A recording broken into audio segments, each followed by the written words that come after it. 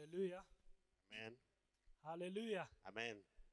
Je vous salue tous au nom de Jésus. Ndabasuhuje mu izina rya Yesu.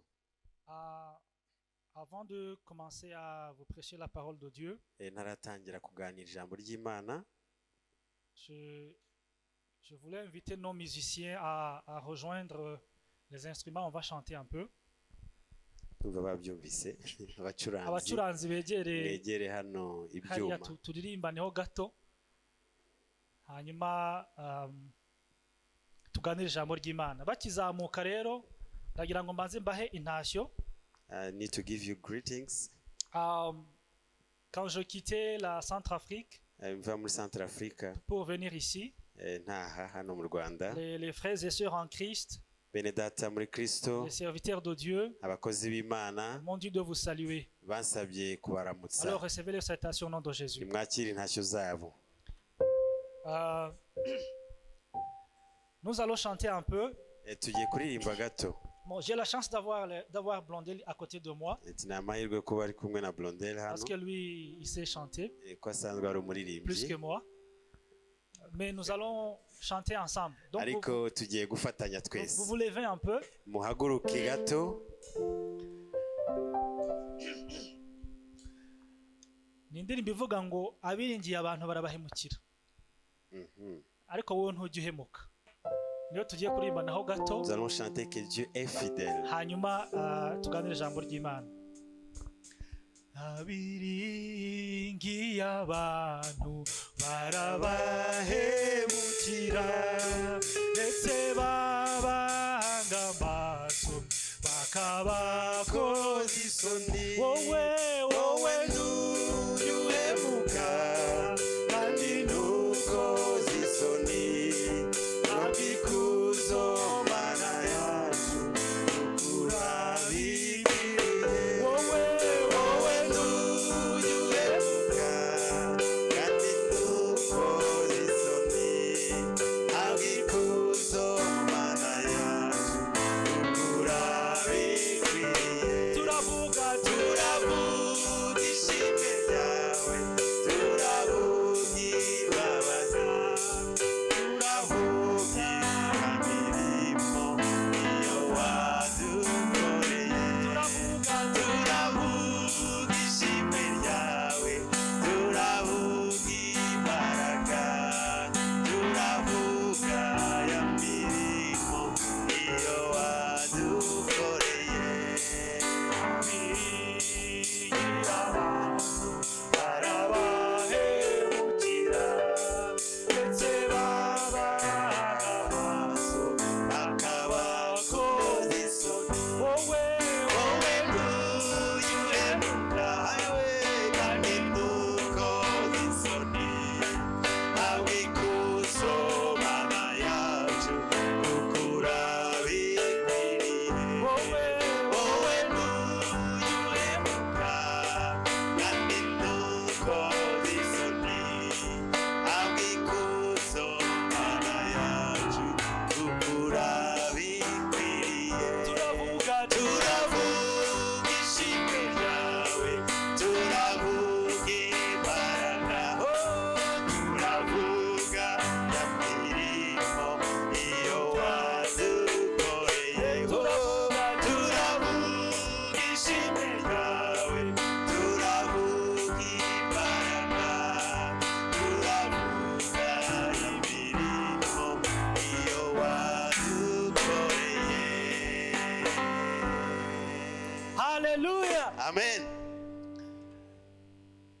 Lisons le psaume 125. Reka dusome Zaburi y'ijana na makumyabiri na gatanu. Psaume 125. Zaburi y'ijana na makumyabiri na gatanu. Je vais lire très rapidement. Ndasoma nihuse. Cantique des degrés. Ceux qui se confient en l'Éternel sont comme la montagne de Sion, Alléluia. et ne chancelle point. Elle est affermie pour toujours. Des montagnes entourent Jérusalem, ainsi l'Éternel entoure son peuple, dès maintenant et à jamais.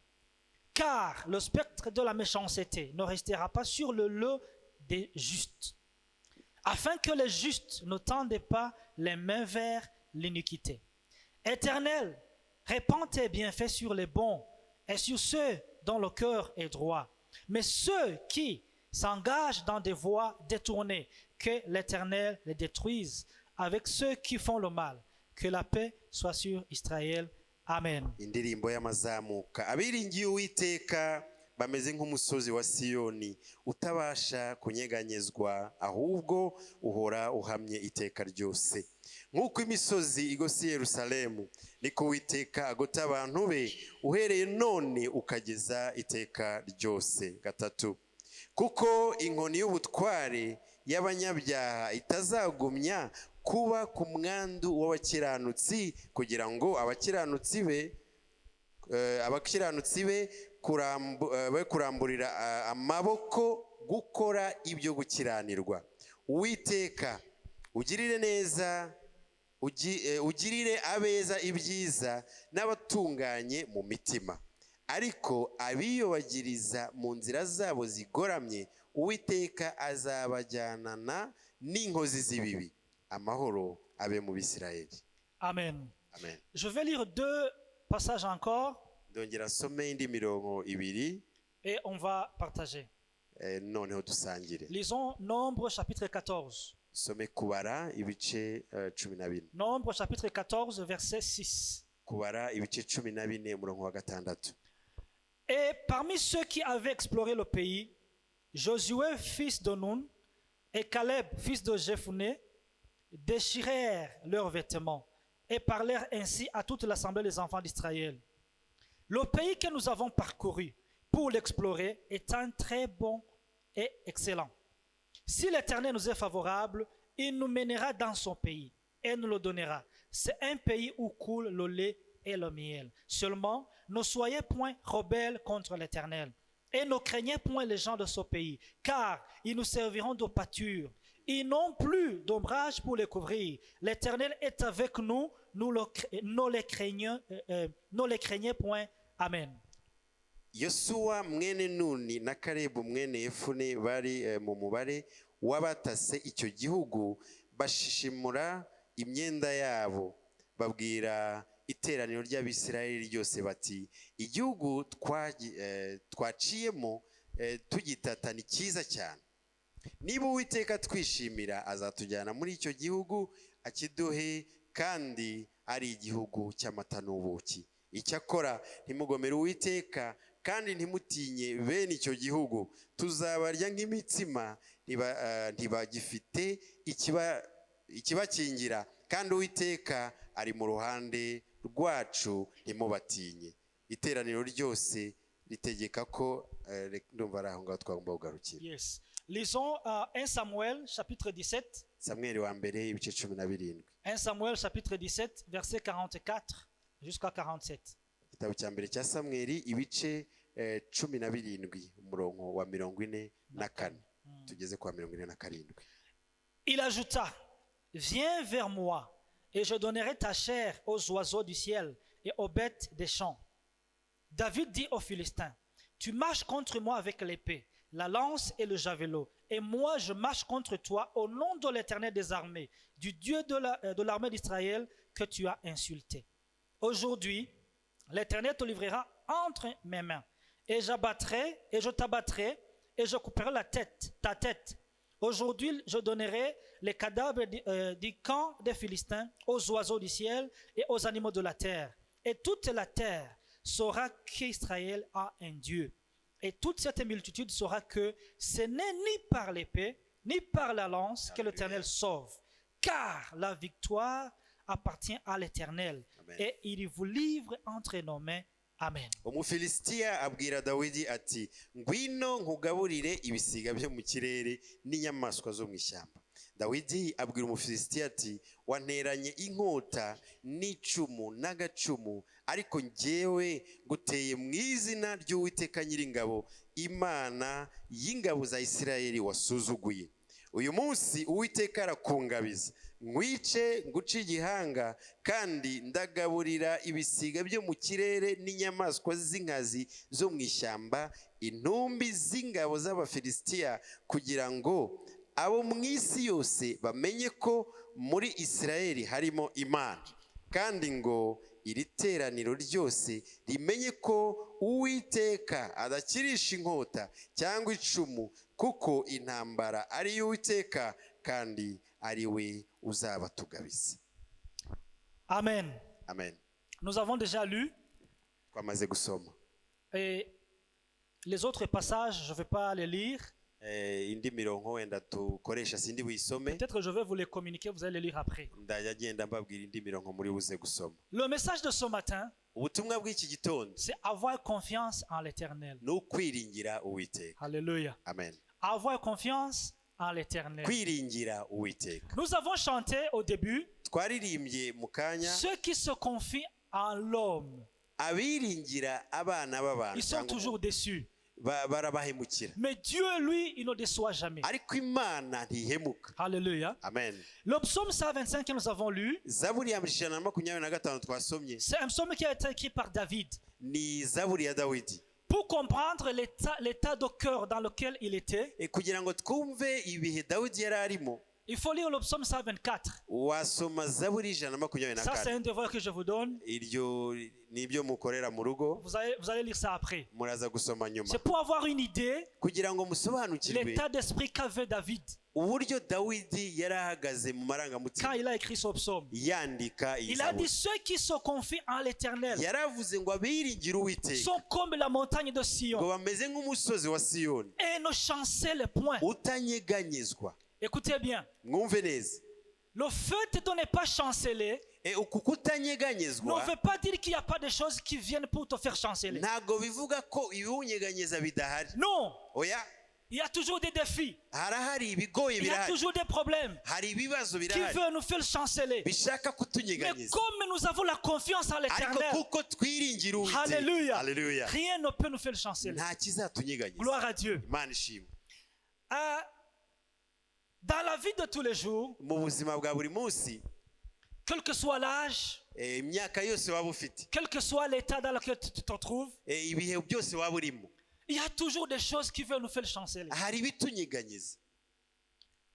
Que tu sois un enfant, Waba uri umwana, bien sûr, les petits-enfants, abana batoya eux, ils n'ont pas de problème. nta bibazo bagira. Quand ils voient papa et maman, Iyo babona papa na mama, tout est bien. ibintu byose biba Quand byuzuye. papa est là, Iyo papa ahari, tout est bien. ibintu byose biba bimeze neza. Ceux qui ont eu la malchance Abagize de ibyago perdre leurs parents byo kubura ababyeyi à bas âge, mu myaka yabo c'est mito, eux qui comprennent le fardeau. hari uburyo bumva uwo Mais mutwaro, ceux qui ont encore papa et maman, ariko abagifite ababyeyi ils n'ont pas de problème. nta bibazo bakunze kugira, C'est plutôt les parents qui ont des problèmes. ahubwo ababyeyi nibo bagira ibibazo. Oui, parce que quand tu es là, Kuko iyo uhari, l'enfant sait qu'il va manger. umwana aba azi ko ari burya, Que tu travailles ou pas, waba ukora udakora c'est pas son affaire. ntago bimureba, Il sait que papa est là, je dois manger. azi ko se ahari agomba kurya.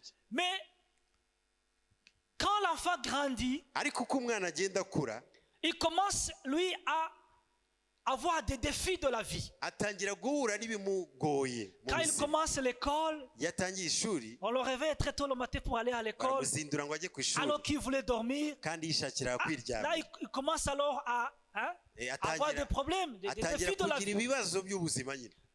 Quand il grandit encore, Yakwegera l'école hejuru secondaire, akajya mu mashuri l'université, makuru, akajya muri kaminuza, les défis se multiplient. ibibazo bikomeza byiyongera. Les choses qui viennent pour faire chanceler l'enfant Ibiza kumunyeganyeza commencent à se multiplier. biriyongera. Mais le secret pour vaincre, Ariko ibanga ryo c'est gutsinda avoir la confiance en Dieu. ni ukugira ibyiringiro mu Mana. Alléluia. Imana ishimwe. Il y a des choses qui viennent nous faire chanceler d'une façon individuelle. Hari ibiza kutunyeganyeza by'umwihariko ku muntu. Il y a des attaques que je subis en tant qu'individu. Hari ibingeraho ubwanjye Et il nk'umuntu. y a des choses qui viennent pour nous faire chanceler et qui attaquent la communauté, Hari n'ibiza biteye abaturage muri rusange. la famille, Hari n'ibitera umuryango. le quartier, Hari ibitera aho utuye. le pays. Hari ibitera igihugu.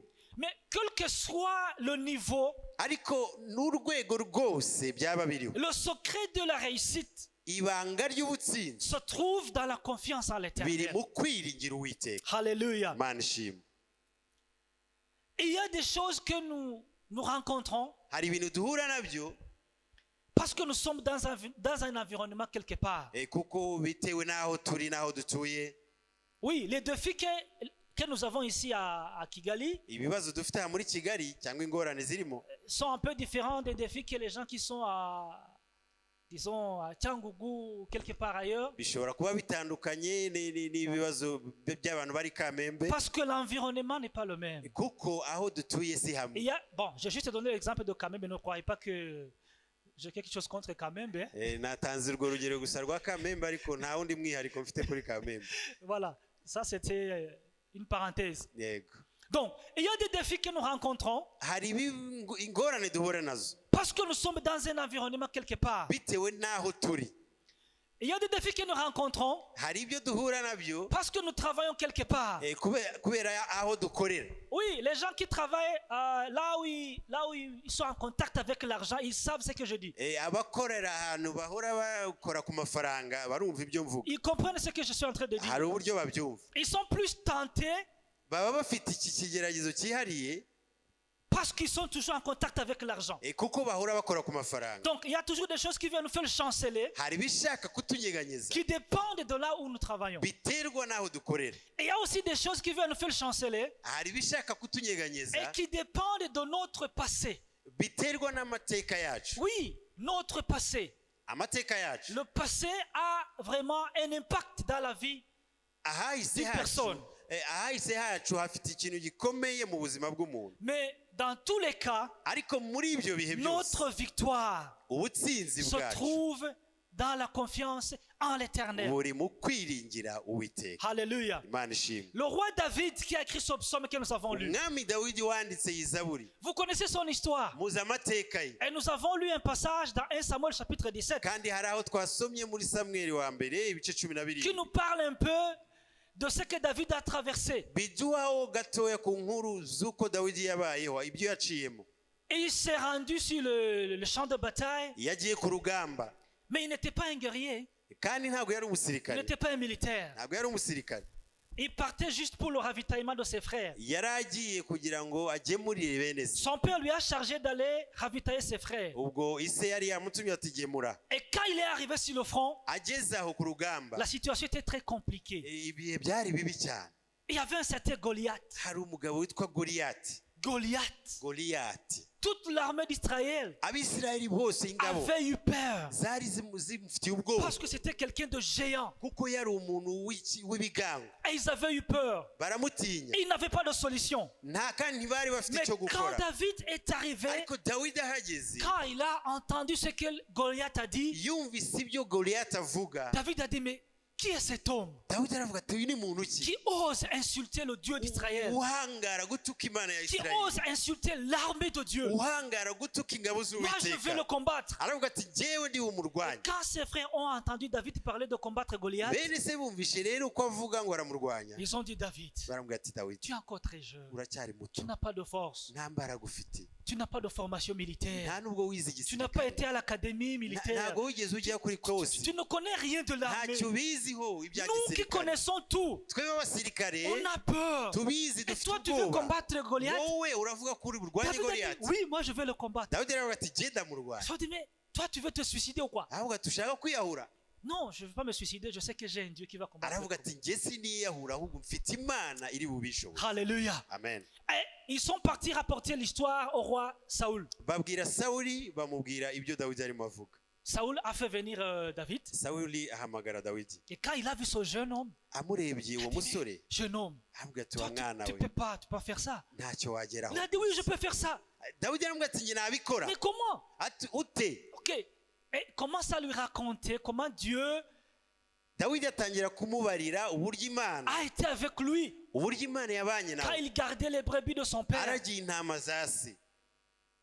Et le roi a dit, ok, comme tu veux te suicider, allez-y. Dawidi rero umwami aramubwira ati ubwo ushaka kwiyahura Et agenda. il lui a donné les habits que normalement les militaires portent quand ils partent au combat. Amwambika imyambaro y'abagisirikare Quand bajyana ku David a rugamba. mis ces habits-là, Dawidi abyambaye il commence à marcher. atangiye kugenda. Non, ça ne va pas. Yumva Il dit, je ne suis ntabibasha. pas habitué à ça. Aravuga ati ibintu Je vais simbimenyere. partir tel que je suis. Nagenda ukomeje. Je sais que j'ai un Dieu qui va Nzi yuko combattre mfite pour moi. Imana iri bundwanire. Alléluia. Imana ishimwe. Et il est parti au front. Ajya ku rugamba. Quand il est arrivé, Ahageze c'est le passage qu'on a lu. niho twasomye. Quand Goliath a vu David, David s'avançait, goliyati abonye dawidi yamusatira il a dit, mais ce jeune homme, avuga ati uyu mwana c'est se toi qui viens me combattre? ati wa musore niwe ushaka kundwanya C'est toi qui viens me combattre? ni wowe Ok, viens. ati ngwino Ta chair, ati inyama je zawe vais la donner aux animaux umubiri wawe ndawugaburira et aux inyamaswa oiseaux du ciel. n'inyoni zo Et mu David kirere a fait une déclaration. dawidi nawe rero Il a aravuga dit, Goliath, aramubwira ati goliyati toi tu viens me combattre atuje kundwanya avec ta lance, unteranye icumu avec ton javelot, unteranye inkota avec tes forces. unteranye imbaraga Tu as zawe confiance en toi-même. ati wifitiye Mais icyizere moi j'ai confiance en ariko mon njye Dieu. mfitiye icyizere imana yanjye Alléluia. Alléluia. Et je viens te combattre au nom de ce Dieu que ati tu as. kandi ndakunesha mu méprisé. izina ry'iyo mana wasuzuguye Mais Goliath a dit, mais qu'est-ce que tu racontes? dawidi ati izo ni inkuru De quel Dieu tu me parles? goliyati aravuga ati izo ni inkuru Ok, ati iyo viens, on mana va ni ati voir. ngwino Et turabireba vous connaissez la suite. ariko muzi ibyakurikiye Alléluia. imana ishimwe David est parti dawidi yaragiye avec la confiance en l'éternel. agenda afite ibyiringiro Pas ku en ses Uwiteka forces, atiringiye imbaraga pas en ses capacités, atiringiye ubushobozi mais bwe il avait la confiance ahubwo yari afite en ibyiringiro l'éternel des armées. mu Uwiteka imana Alléluia. Alléluia. C'est le message de ce matin. nibwo butumwa bw'iki Il faut gitondo qu'on ait la confiance en notre tugomba Dieu. kugira Le ibyiringiro Dieu mu qui est mana capable de tout. imana ishobora Le byose Dieu qui est capable de vaincre. imana ishobora Le Dieu qui est kunesha capable de combattre à notre côté. imana ishobora Et de nous donner kuturwanirira la victoire. kandi ikaduha Ayons gutsinda confiance en son Dieu. twiringire Uwiteka Alléluia. amen Le passage qu'on a lu encore dans Nombre chapitre hari 14 irindi jambo twasomye mu kubara ibice 14 nous parle de l'histoire des enfants d'Israël. biduha inkuru z'abisirayeli Quand ils s'apprêtaient à rentrer dans le pays ou la terre promise, bajya mu gihugu cy'isezerano bari hafi kwinjira avant d'y entrer, mbere y'uko basohora le serviteur de Dieu Josué, umukozi w'imana yosuwa il a envoyé 12 espions. yohereje intasi 12 Il leur a dit partez dans ce pays, aravuga ati mujye muri kiriya gihugu allez voir ce qui se passe là-bas. murebe uko kimeze Et voyez comment, si on va vraiment rentrer là-bas sans murebe problème. niba uburyo tuzinjira dute Et au retour de leur visite, bagarutse bavuye gutata les 12, 10 parmi eux, 10 muri bo ils ont dit, baravuze bati le pays que nous avons vu, iki gihugu twabonye c'est vraiment un pays de lait et de miel. ni igihugu cy'amata Comme l'Éternel l'a dit, c'est vraiment un très bon pays. nk'uko Uwiteka yabitubwiye Un igihugu excellent pays. cyiza cyane Mais ariko il y a une information que Dieu ne nous a pas donnée. ariko hari amakuru imana izatubwiye Les gens qu'on a vus dans son pays, abantu batuye iyo ce twabonye sont des géants. ni abantu b'ibigango On ne pourrait pas les vaincre. ntidushobora kubanesha D'ailleurs, ni ikimenyimenyi on se voyait devant eux comme des insectes. tubareba twabonaga turi nk'inzige Et nk'udukoko duto eux, ils nous voyaient comme des insectes. nabo batubonaga turi nk'inzige Oh, la peur. abantu bagira ubwoba Comment est-ce qu'ils ont, ils ont vu ce qui était dans les pensées de ces gens-là? ese kubera ubwoba babashije no kubona ibyo abo babatekerezagaho Ils ont dit, ils nous ont vus comme des insectes. ngo batubonaga turi nk'inzige Et quand le peuple d'Israël a entendu ce message, abisirayeli bumvishe ubu butumwa ils ont commencé à pleurer. batangira kurira Ils ont commencé à crier. baratabaza Mais baraboroga pourquoi on est venu ici? bavuga ati kuki Qu'est-ce twaje qu'on va faire? ati turabigenza Il faut dute qu'on retourne en Égypte. ati birutakwa nuko Mais il y twasubirayo avait 2 hommes. ariko hari abagabo Alléluia. Alléluia. 2 hommes qui avaient confiance en leur Dieu. abagabo babiri biringiraga La Uwiteka Bible nous a parlé de Caleb bibiliya yatubwiye Kalebu et Josué.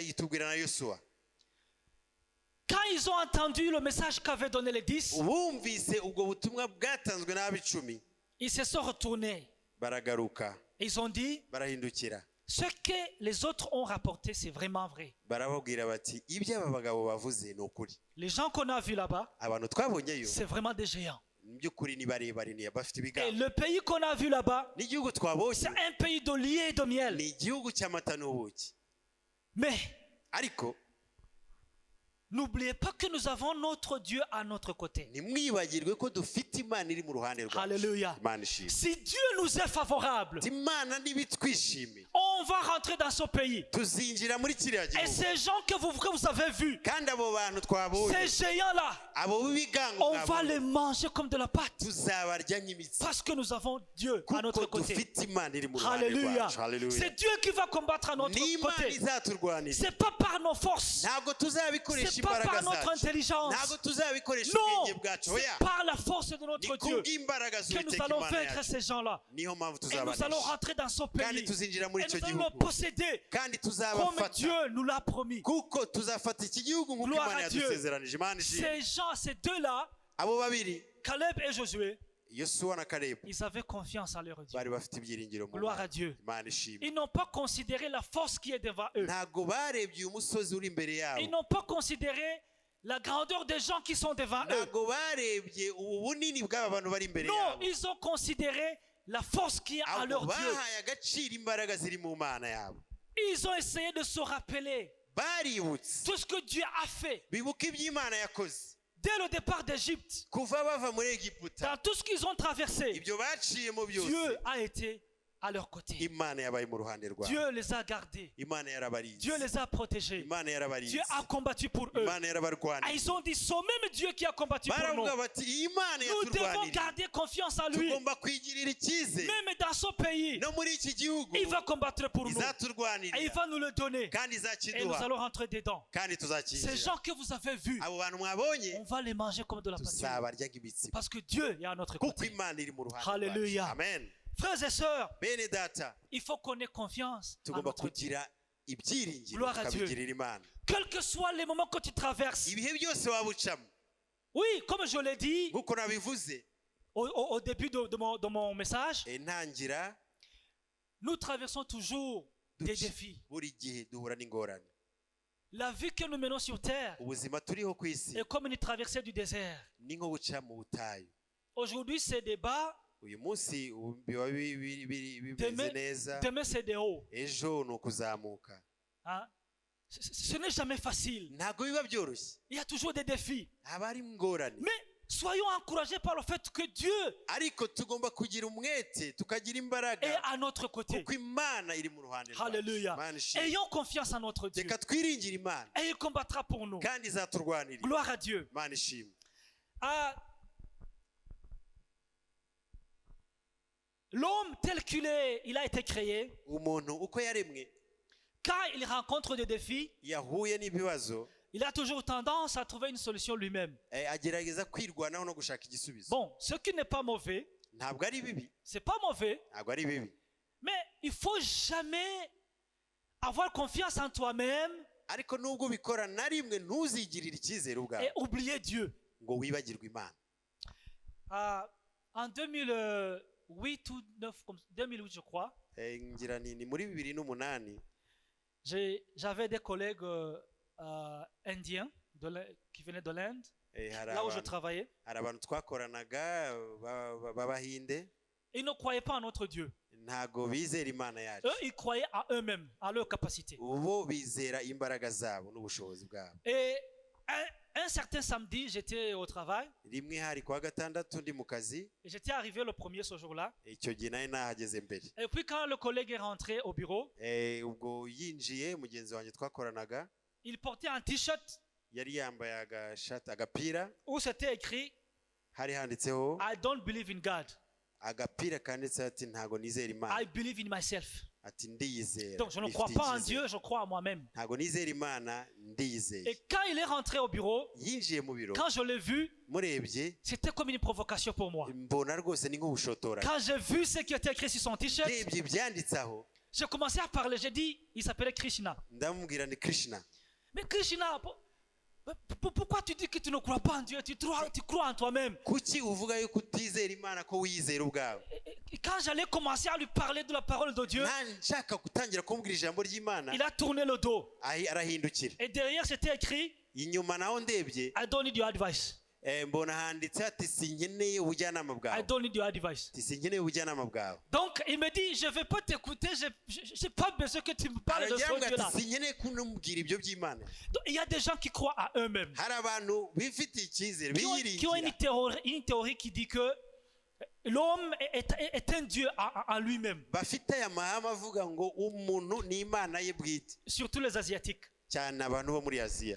Donc, c'est là où je dis que Niho navuze ko cette capacité en l'homme ubwo bushobozi umuntu afite de vouloir trouver une solution bumuha gushaka igisubizo ne doit pas remplacer Dieu. ntago bugomba gusimbura Dieu Imana. reste Dieu. Imana iguma ari Imana. Alléluia. Amen. Les capacités de l'homme sont toujours limitées. Ubushobozi bw'umuntu bufite aho bugarukira. Il y a ceux qui croient à leur intelligence Hari abiringira ubwenge bwabo et la plupart des athées kandi abenshi bahakana Imana ils croient en leur intelligence. bizera ubwenge Ils bwabo se disent, nous, on est des savants, on est intelligents. On baravuga ne peut ati pas croire twebwe à ce dufite Dieu-là. ubwenge burenze bukomeye nitwa Ils kwizera iyo oublient, ils mana oublient que bakibagirwa yuko le peu d'intelligence qu'ils ont nubwo ubwenge buke bafite est très insignifiant par rapport à l'intelligence de notre Dieu. ko ari buke cyane ugereranyije n'ubwenge bw'imana Alléluia. yacu imana ishimwe Ça, c'est 1 Corinthiens chapitre 3. Vous allez lire ça au partir du verset abakorinto 18. ba mbere ibice bitatu umurongo wa 18 L'intelligence de l'homme, ubwenge bw'umuntu c'est vraiment très, très minime par rapport à l'intelligence de ni Dieu. buke cyane cyane ugereranyije n'ubwenge bw'imana Donc, il ne faut pas avoir confiance en ton intelligence ntabwo seulement. rero ugomba kwiringira ubwenge bwawe Il faut avoir confiance en notre Dieu. ahubwo tugomba kwiringira imana Et il y a ceux qui ont confiance en leur force, hari abagira biringira imbaraga zabo qui se croient vraiment forts. bumva ko bafite imbaraga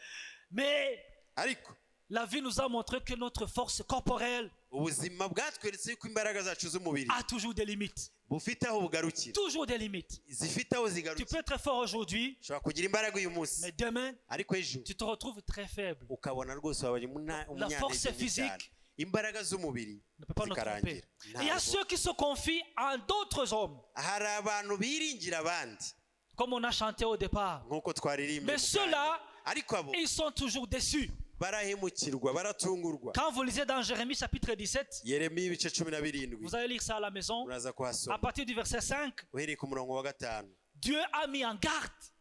imana Dieu nous a mis en garde yaratwihanangirije et nous a dit de ne pas nous confier en d'autres hommes. idusaba kutiringira abana b'abantu Parce que les hommes changent. kuko abantu barahinduka Les hommes sont faibles. abantu bagira intege nke Les hommes ont des limites. abantu bafite aho bagarukira Il peut être fort aujourd'hui, ashobora kugira imbaraga uyu il peut munsi t'aider aujourd'hui, ashobora kugufasha uyu mais munsi demain il se retrouve dans une position où lui-même il a besoin d'aide. ariko ejo nawe akaba muri babandi bakeneye gufashwa Alléluia. imana idufashe Et il y a ceux qui ont confiance en leur argent. hari abiringira ubutunzi bwabo amafaranga yabo L'argent, amafaranga les maisons, amazu ainsi de suite. n'ibindi Mais tout ça, ça change d'un moment à l'autre. ibyo byose mu kanya gato bishobora Tu guhinduka peux être riche aujourd'hui ushobora kuba umukire uyu munsi et te retrouver pauvre demain. ejo ukisanga wabaye umukene C'est des cas qu'on connaît. ibyo ntabwo ari ibintu duhimba ni ibintu biriho twabonye Mais celui qui se confie à l'éternel, ariko wiringira uwiteka lui, il ne sera jamais déçu. ntabwo azatenguha Alléluia. ntabwo azakorwa Le n'isoni. sommet nous a dit que ceux qui se confient en zaburi l'éternel yatubwiye ngo abiringira uwiteka ne chancellent jamais. ntabwo Ne banyeganyezwa chancellent point. ntabwo bagwa Alléluia. amen Pour clôturer, dusoza je vois que le temps file très vite. amasaha ari kwihuta Je vais vous donner un témoignage d'un frère ngiye kuba ubuhamya bwa mwene data umwe qui a mis sa confiance en Dieu. wiringiye imana Alléluia. amen Son frère-là avait terminé ses études, uwo mwene data yararangije amashuri mais il n'a pas trouvé de travail. ariko ntiyabona akazi Il a prié pour que Dieu vraiment arasenga lui donne du travail. asaba imana kwimuha akazi Et un jour, umunsi umwe il y a eu un appel d'offres. abona itangazo ry'akazi Il n'a pas vu lui-même, ntabwo yabibyiboneye c'est ubwe quelqu'un d'autre qui a vu hari undi wabibonye et qui est venu lui parler de cet appel d'offres. aramubwira ati hari ahantu abonye itangazo Mais il a ry'akazi su à la dernière minute. kandi abimenya ku munota wanyu C'était le dernier jour wari umunsi wanyu où il devait déposer les dossiers. yagombaga gutanga nawe urwandiko rusaba Comme il akazi avait vraiment prié Dieu, kuko yari amaze igihe asenga il imana a dit, je vais essayer. aravuga ati ngiye kugerageza Il a essayé de chercher tous les documents ashaka ibyangombwa bisabwa pour aller déposer. kugira ngo ajye gusaba Et akazi quand il est parti déposer le dossier, ajya gusaba akazi l'heure limite, c'était à 16 heures.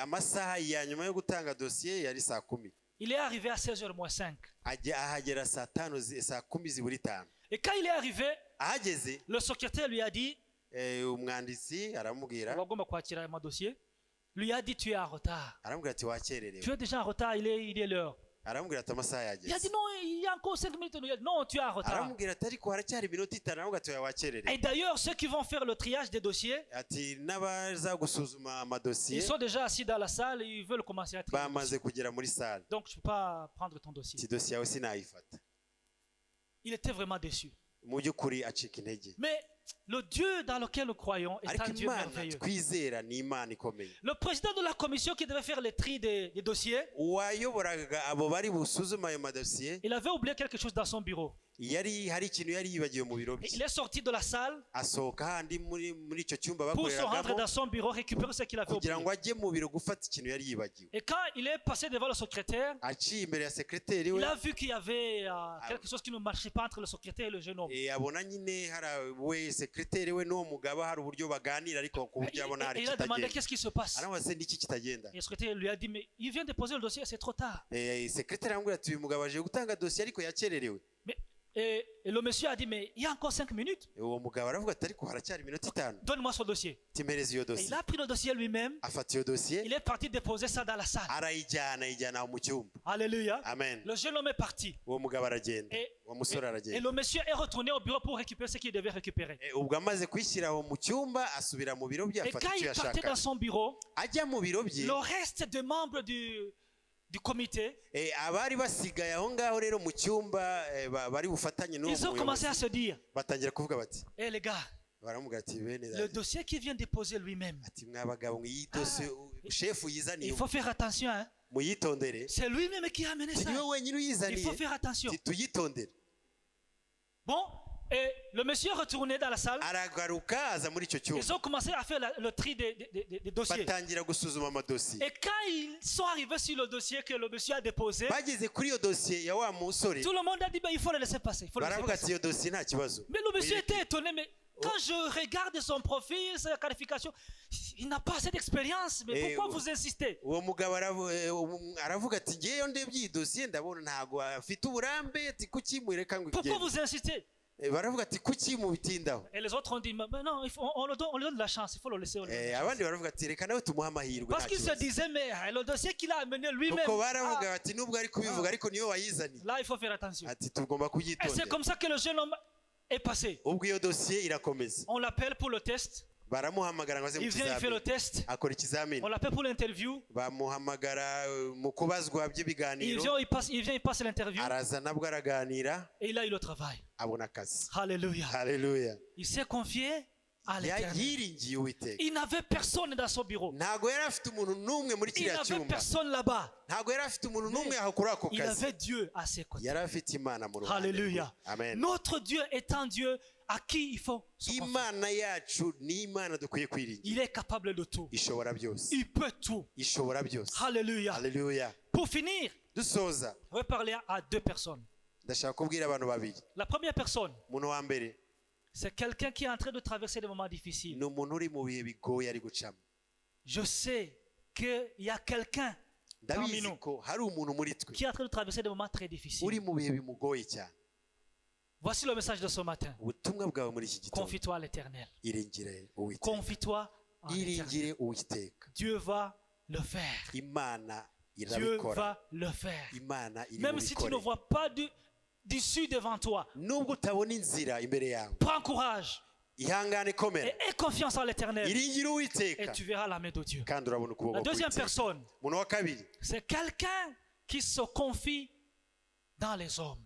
ni umuntu wiringira abandi, Il se dit qu'il a quelqu'un. akavuga ko afite abantu. Il a quelqu'un. ati mfite kanaka, Mon frère, ma soeur, mwene data mushiki wanjye, change ce matin. hindura muri iki gitondo, Confie-toi à l'éternel. iringire uwiteka. Oui, je l'accepte. Dieu peut utiliser les hommes. ndabyemera, imana ikoresha abantu, Mais ce n'est pas à nous de regarder les hommes. ariko ntabwo ari twe tureba abo Nous, bantu, nous regardons à Dieu twe tureba et uwiteka. Dieu agit à travers les uwiteka hommes. agakoresha abo bantu. Enlève tes yeux des hommes. kura amaso yawe ku Aie bantu, confiance en Dieu iringire uwiteka, et Dieu te bénira. kandi imana izaguha Que umugisha. Dieu vous bénisse. imana ibaha umugisha. J'ai fini. ndashoje. Vous avez compris le message de ce matin. mwumvise ubutumwa muri iki Avoir gitondo, confiance en l'éternel. kwiringira uwiteka. Alléluia. imana ishimwe. On peut prier ensemble. reka dusengane niba mubyemera, Mettez-vous debout, on va prier. muhaguruke dusenge.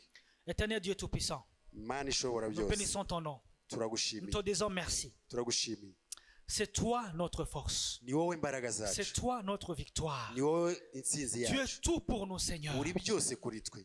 Alléluia. Car nous Alléluia. avons confiance en toi, iyo tukwiringiye nous ne chancelons jamais. ntabwo tunyeganyezwa, Parce que tu es un Dieu capable. kuko uri imana Tu es ishoboye, un Dieu omnipotent. imana ibera hose Un Dieu icyarimwe, omnipuissant. imana ishobora Un Dieu byose, omniscient. haleluya Alléluia. Imana ishimwe. Seigneur, ce matin, iki gitondo nous mwami décidons de te faire confiance encore une fois twongeye kukugirira dans icyizere tout ce que nous traversons. ibyo tunyuramo byose Seigneur, data nous te faisons confiance. tuguhaye Viens et turakwiringiye interviens à notre côté. ni wowe turwanirira Viens et interviens à notre côté. ngwino turwanirire Viens et interviens à notre côté. ngwino turwanirire Merci Seigneur. turagushimiye Merci data car tu es notre Dieu. turagushimiye kuri Merci imana car tu yacu viens de nous bénir ce matin. turagushimiye uko duha Merci umugisha car muri tu iki viens de changer gitondo des choses dans notre vie ce matin. tugushimiye yuko uhinduye ibintu muri Parce iki que c'est toi gitondo notre force. kuko uri imbaraga Au nom de zacu Jésus, nous avons mu prié. izina rya yesu Amen. amen Que Dieu vous bénisse. imana ibahe umugisha